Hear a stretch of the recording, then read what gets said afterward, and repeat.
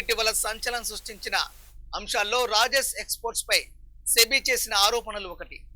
దేశంలో ప్రముఖ బంగారు ఆభరణాల తయారీ ఎగుమతి సంస్థగా పేరుగాంచిన రాజేష్ ఎక్స్పోర్ట్స్ పై సెబీ ఏకంగా 15.15 లక్షల కోట్ల మేర ఆదాయ గణాంకాలను తప్పుగా చూపించిందని ఆరోపించడం దేశవ్యాప్తంగా చర్చనీయాంశమైంది.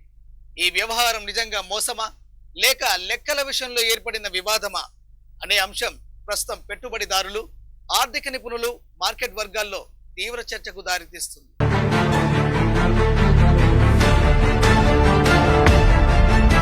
సెబీ ప్రాథమిక విచారణలో రాజేష్ ఎక్స్పోర్ట్స్ 2020 నుంచి 2025 మధ్య కాలంలో తన ఆదాయాన్ని భారీగా పెంచి చూపించిందని పేర్కొంది. సెబీ అంచనా ప్రకారం కంపెనీ సుమారు 15.15 లక్షల కోట్ల మేర ఆదాయ గణాంకాలను తప్పుగా ప్రదర్శించిందని ఆరోపిస్తుంది.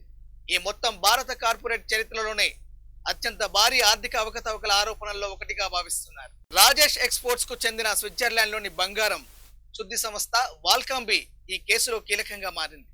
ప్రపంచంలోని అతిపెద్ద బంగారం శుద్ధి సంస్థలో ఒకటైన వాల్కాంబీ ద్వారా వచ్చిన ఆదాయాన్ని కంపెనీ చూపించిన విధానంపై సెబీ అభ్యంతరం వ్యక్తం చేసింది. సెబీ ప్రకారం రాజేష్ ఎక్స్పోర్ట్ చూపించిన ఆదాయంలో 97 నుంచి 99% వరకు వాల్కాంబీ ద్వారా వచ్చినట్టు పేర్కొన్నప్పటికీ ఆ సంస్థ స్వతంత్ర ఆర్థిక లెక్కల్లో అంత స్థాయి ఆదాయం కనిపించడం లేదని ఆరోపిస్తుంది.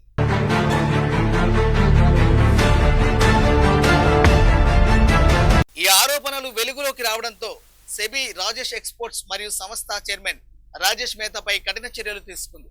విచారణ పూర్తయ్యే వరకు సెక్యూరిటీస్ మార్కెట్ కార్యకలాపాల్లో పాల్గొనకుండా తాత్కాలిక ఆంక్షలు విధించింది. అలాగే నిధుల మళ్లింపు, ప్రమోటర్ సంబంధిత ఖాతాల వినియోగం, పారదర్శకత లోపాలపై కూడా దర్యాప్తు కొనసాగుతుంది.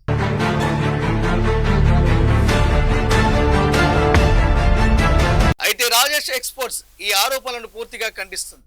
కంపెనీ చైర్మన్ రాజేష్ మెహతా ప్రకారం సెబీ సంస్థ యొక్క సమగ్ర ఆర్థిక లెక్కలను కాకుండా కేవలం కొన్ని విడి గణాంకాలను మాత్రమే పరిగణలోకి తీసుకుందని అంటున్నారు. వాల్కాంబీ ప్రపంచంలోని అతిపెద్ద బంగారం శుద్ధి సంస్థల్లో ఒకటి కావడంతో సహజంగానే లక్షల కోట్ల రూపాయల వ్యాపార లావాదేవీలు జరుగుతాయని, అందువల్ల సెబీ అంచనాలు తప్పని ఆయన చెబుతున్నారు. అదనంగా ఇప్పటికే సమర్పించిన 100 గిగాబైట్ల పత్రాలను మళ్లీ సమర్పించేందుకు సిద్ధమని ప్రకటించారు.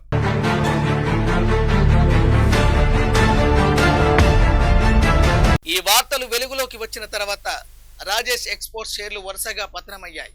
పెట్టుబడిదారుల్లో ఆందోళన పెరిగింది. కంపెనీ మార్కెట్ విలువతో పోలిస్తే ఆరోపణల మొత్తం అనేక రెట్లు అధికంగా ఉండడం మరింత సంచలనం రేపింది. ప్రస్తుతం సెబీ ఆరోపణలు ప్రాథమిక దశలో ఉన్నాయి. కొద్ది విచారణ పూర్తి కాకముందే దీనిని ఖచ్చితంగా మోసంగా పేర్కొనడం సరైంది కాదు. కంపెనీ తన బాధలను వినిపించే హక్కు కలిగి ఉంది. కోర్టులో అప్పీల్ సంస్థలు తదుపరి విచారణల తర్వాతే అసలు వాస్తవాలు పూర్తిగా బయటపడే అవకాశం ఉంది.